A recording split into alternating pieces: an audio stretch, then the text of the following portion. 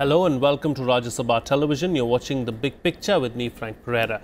Responding to a Russian government demand to drastically slash American diplomatic staff in Russia, the Trump administration on Thursday ordered Moscow to close 3 of its consular offices in the United States.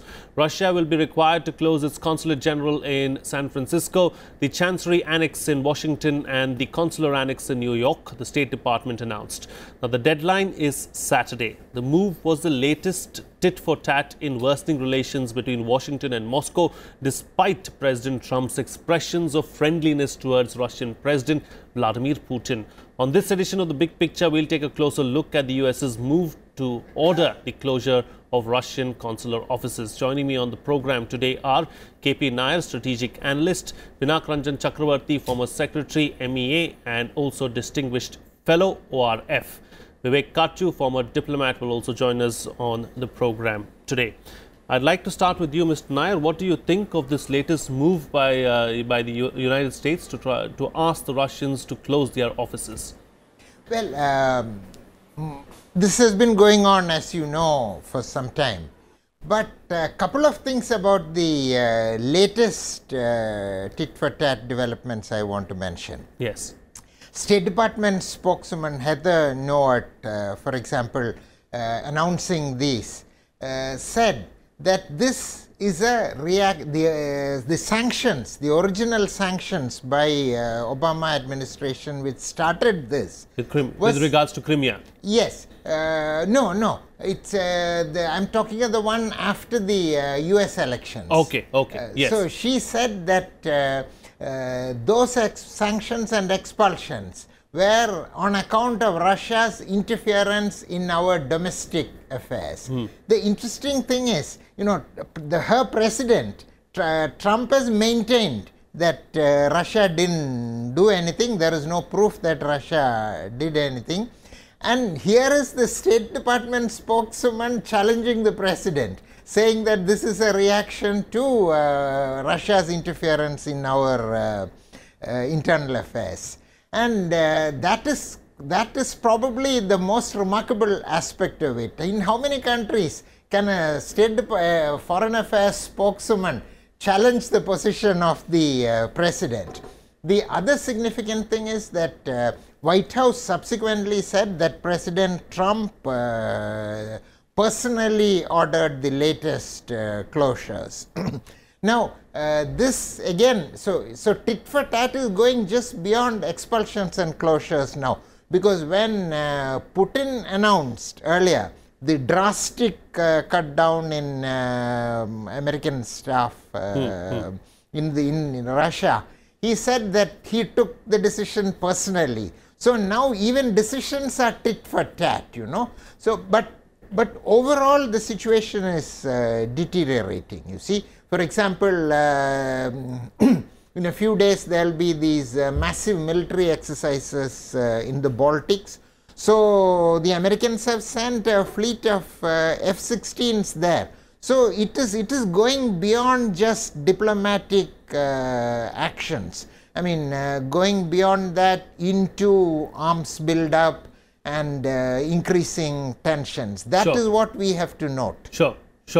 You know, Ambassador Chakravarty, I'd like to bring you into the picture now. Are we going to witness another Cold War-like scenario in the days to come, or is it difficult to make that assessment at the moment? Well, I think the Cold War number 2, as we say, Cold War .2, seems to be already in place in many ways. If you look at some of these sanctions, look at the tit-for-tat expulsions and closure of missions and posts. So this used to happen during the Cold War a lot. But it's happening today when the Cold War is long over, the Soviet Union does not exist anymore. Russia is I would say, a shadow of itself in the sense of, if you compare it with the Soviet Union. So the question really is, why is the US doing all these things? Of course, the trigger was Crimea, when Russia, the two issues here, Crimea and Ukraine, I think, and it's I mean, it'll take a long time to explain why Russia acted as it did in Crimea and Ukraine. And what was the trigger for that kind of a thing? I think the American establishment, let me say, put it this way, establishment meaning sometimes now the word deep state is used, the intelligence community, the old established Cold Warriors and the neocons, etc., somehow still have not got over the legacy of the Cold War. They still want to teach Russia a lesson. And I think that is unfortunately the case that one is seeing here. Now, when Obama sanctioned or announced the closure of certain missions and reduction in the staff strength of Russia, of Russian diplomats and staff in the US, ostensibly on the ground that they had interfered in the election, but till date, no evidence has ever been produced. Now, if Obama did that, I would assume that he was shown the evidence, because I cannot imagine that it would be done, or unless they thought this was a good way of retaliating against what Russia had done in Crimea and Ukraine.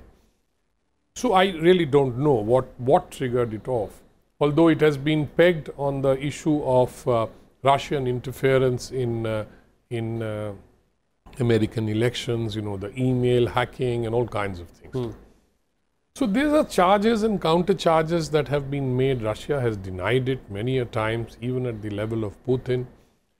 So I think one has to go back to that point that I made about the Cold Warriors still surviving in the American establishment, and this kind of it still lingers even till date, and that's what it still lingers, though, and there is no reason apart from teaching Russia a lesson, because Russia is not in the same position to challenge the US, although it has challenged the US in Syria, for example, where the US has probably just stepped back and allowed Russia to handle things.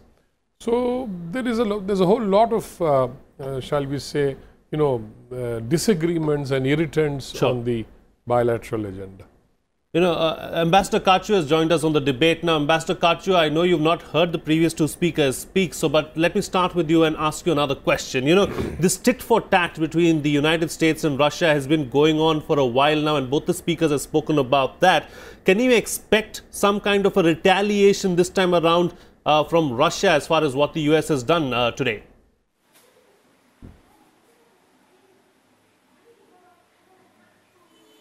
Well, diplomatic retaliation may not take place, because the Russians already reduced the number of US personnel in US missions in Russia very substantially, and to that extent this is a retaliation by the Americans. However, there is a possibility that the Russians may try to strike back in some other manner. The precise way they'll do it is not quite clear, because Putin is not someone who takes things lying down. Till now, Putin has been careful, as has Trump, not to try to take the relationship over the precipice. And therefore, both presidents may try to pull it back.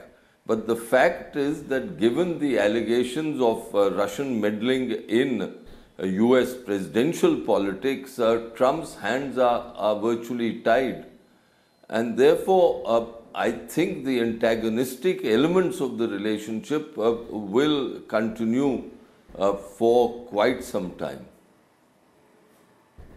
Okay. Mr. Nayar, taking a cue from what Ambassador Kachu just said, he said that Trump's hands are tied. Is that what's happening in the United States? Because you yourself mentioned in your opening statement that the president is saying something else and the secretary is saying something else. So clearly, things are not going in the right direction as far as the President of the United States is concerned. Well, literally speaking, anyone who can tie Trump's hands is yet to be born.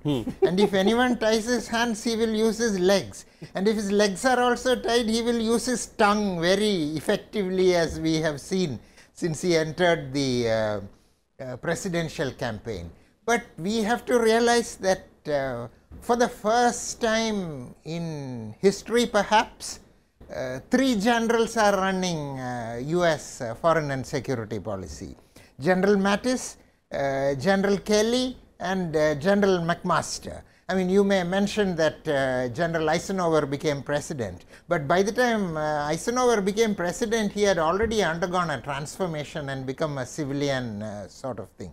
So, in a situation where the generals are running America's foreign policy, a bit like Pakistan in fact, of course, institutions are strong in the US, this sort of thing is to be expected. I mean, my understanding from the Trump statements and tweets and everything is that he would still like to improve relations with Moscow. But you know, but is someone within the establishment trying to undermine his efforts? That's what I'm saying, because he's being overtaken by events, you know. I believe that a major trigger for the latest round of deterioration in relations was the visit of the Defense Secretary to Ukraine. Of course, it could be argued that the Defense Secretary visited Ukraine because a few days earlier Putin had gone to Crimea.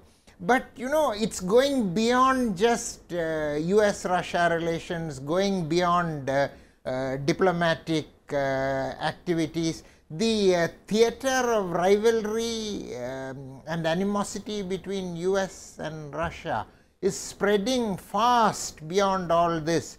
And very demonstratively, as happened with the Mattis visit to Kiev and Putin's visit to Crimea. Sure. You know, Ambassador Chakravarty, are we witnessing extreme polarization all across the world? Is that what's happening? Everybody looking within and looking out for themselves first? Well, I would say in a way that's true. There is polarization going on, particularly with, it began with the Trump campaign really. Polarization within America, then his kind of articulation of what he is going to do, America first, etc., that each one for himself or herself, that kind of an attitude. But then what's going to happen? I think Russia will certainly feel the pinch of the sanctions. And let me talk a little bit about the sanctions. You see, Trump's hands are also tied because of Congress.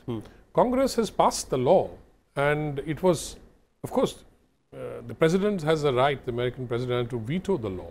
But that can again be overturned by the Congress. And there's a certain Paul Ryan that he has to deal with as well. Of course. So I'm not going into those interpersonal relationships. I'm using the word Congress as a generic, overall term. So he realizes that he cannot take on the Congress after it has passed in both the houses a sanctions law. So he had to sign it, and he did it. And although he claimed that it was with his full consent, etc., and all that. But remember what Trump said during the campaign and what he promised to do. These kind of things are completely against what what he had envisaged as as resetting the relationship with Russia, which is what he wanted to do. But that's not happening because he is hemmed in and his hands are tied by the Congress, by the intelligence community, by others. And as Mr. Nayar has just said, that there are three generals running security and foreign policy of the US. Now, these generals all grew up during the Cold War. So, there is a mindset which sets in when you are brought up in that kind of a Cold War. And I am sure that has a role to play in the way things are happening between these two countries. And the result of which, of course, is that Russia is feeling and getting a little more isolated, although the Europeans are not very happy with these sanctions because they have invested a lot in Russia, in the Nord Stream pipeline, gas pipelines and things like that. And what is happening is that slowly Russia is actually gravitating towards China. Now, for us, that's not a very good thing. And so the geopolitical consequences of that are not very good for India. Sure. Ambassador Kachu, taking a point from what Ambassador Chakravarty just said, you know, the hatred between the two countries is so deep-rooted and it goes down so deep that the fact that the resetting of relationship between these two countries can never happen despite the bonhomie at the level of the presidents.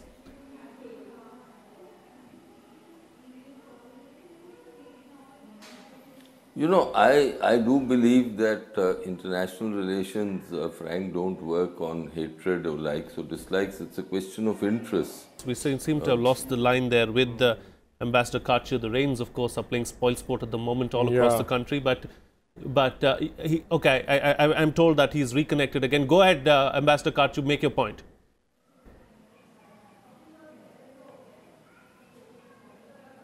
No,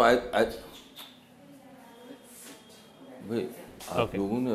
Technology seems to have given up on us at this point in time. But yeah, Mr. Nayar, do you believe that a resetting of relationship between the US and Russia is ever possible? Is it going to happen? Are the authorities or is the organizational setup in the United States going to let that happen?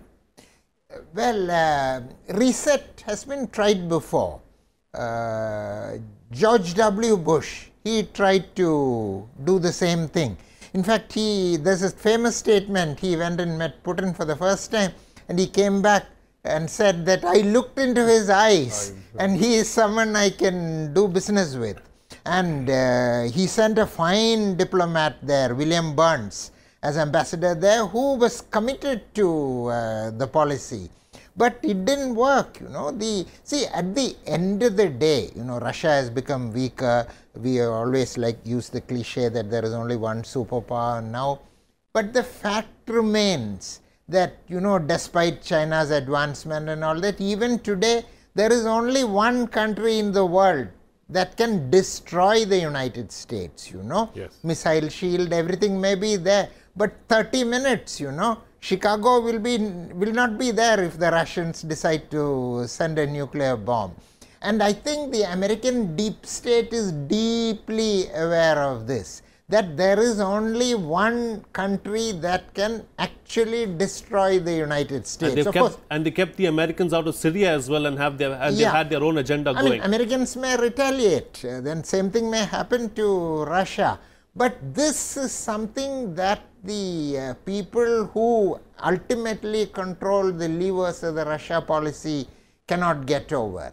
And everything they are doing is aimed at weakening Russia to a point where Russia is no longer a threat to the US. But until that happens, and I don't believe it will happen, especially with a leader like Putin in Moscow, I don't think it will happen. But until that happens, I think a reset is not possible. Sure. You know, as far as India is concerned, Ambassador Chakravarty, what do these developments mean? You know, is it a concern that Russia will be pushed closer towards China and that in turn being a problem for us? Well, it is already happening that at least in a geo-economic sense, China and Russia are doing a lot of deals. China is also buying up certain very crucial defense technologies from Russia. All these will impact on India's strategic environment. And although India has extremely good relations with Russia, now as you see today, after the Trump speech on Afghanistan, Russia has been reaching out to even Pakistan. So all this is a result of the constant and the relentless, pushing by America, by the USA against Russia. So Russia naturally is looking out for its own interests now, knowing that the Americans have put in place sanctions. It's going to impact them. It's going to impact the issue of visas, for example. The Americans have said that the downsizing of their missions in the USA will lead to less visas, processing. So all these things are going to impact. There are financial sanctions also, travel sanctions, all kinds of sanctions that they are putting on Russia. So all this is basically Russia is looking for other options. So although I would still maintain that Russia would prefer to have good relations not only with the USA but with Europe, and that President Putin has constantly said. But Russia being Russia and President Putin being President Putin, they are not going to just roll over and say, okay, you can walk over me. I don't think that's going to happen. And they are going to push back in many ways that they can, including in places like Afghanistan, in Pakistan, and by joining hands with China in say the Belt and the Road Initiative and putting their stamp on the Eurasian sort of landmass up to Europe. So I think that has already started happening. Sure. And Americans seem to think that I don't know whether they think that that's going to impact on their influence, their sort of strategic position in the world, because with China rising, it is quite clear that the Americans have not been able to do much, let's say in the South China Sea. Sure. There's not much of pushback except for the phone ops and the freedom of navigation operations, etc. So we are in a situation of flux, and we really don't know exactly how this will finally, all the chips will fall in place. So that is the situation, but we'll have to find our own sort of navigate our own way through all this. Find our own footing crisis, through all of this. Ambassador Karju has rejoined us again after that little technical snag. Ambassador Karju, as far as India is concerned, what is it? How do we sit back and view all of this being played on the geopolitical stage? Should we be concerned that Russia will get closer to China? To what extent can the Russians collaborate with China, because they too will be wary of an aggressive China?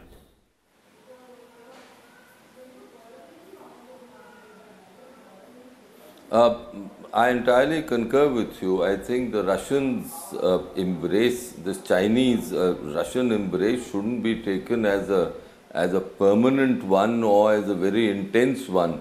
The Russians will be, of course, deeply concerned about China's rise.